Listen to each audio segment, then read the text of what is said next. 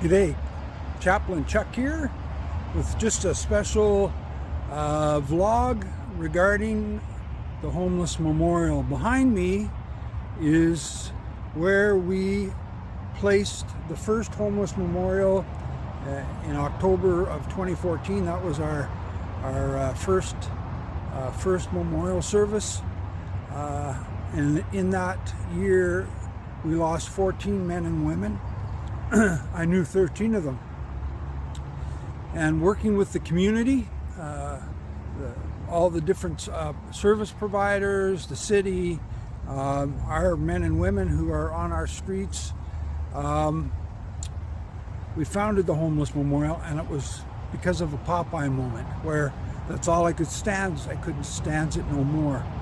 One of my friends passed away at one of our shelters. He fell down a flight of stairs. And that, for me, was all I could stand. I couldn't stand it anymore. And over the past 11 years, I have been asked to perform many memorial services for the increasingly high number of men and women on our streets who are dying from opioid, from violence, from compromised health. So this is where it all began. And I'm going to cut this and I will show you where we're going to go next.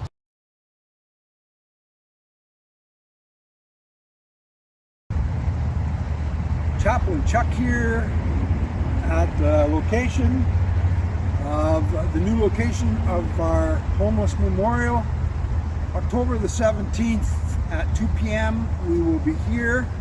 We'll have tables and chairs and things set up to remember many of our men and women who have passed in the past year and continue to die on our streets for various reasons, whether that be the opioid crisis or compromised health or acts of violence.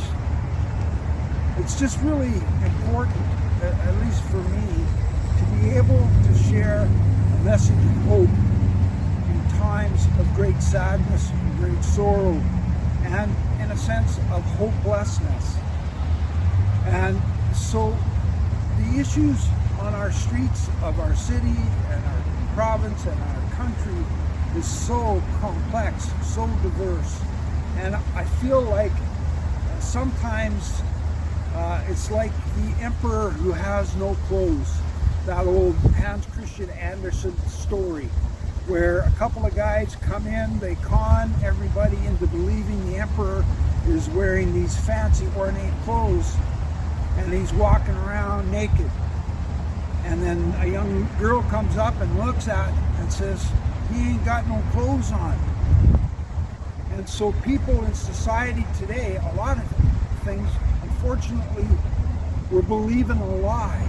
We're believing things, we're not wearing the right clothes, or we're not sure what clothes we are wearing. And the issues of homelessness, poverty, addiction, mental illness is so complicated. But the one thing that isn't being talked about is a change of heart. Being transformed from the inside. And that transformation comes from acknowledging our own brokenness and finding a way out. And that way out is through Jesus at the foot of the cross. And that message needs to be rung out, or we're going to continue to keep losing people at an alarming rate. There has to be a change, because unfortunately we're believing a lie. Otherwise, there would be no need for a place like this. There would be no need for a time of being able to keep remembering people who keep dying. The trauma that is involved, the brokenness, the hurt from people who are caring for our friends on the street is immense. It's like PTSD. And we need to do more. So just, if you're involved, if you want to be involved, if you want to learn more, come and be a part of the solution. Come and be a part to remember maybe somebody you've lost on the streets or to addiction. October the 17th, 2 p.m. out here. God bless.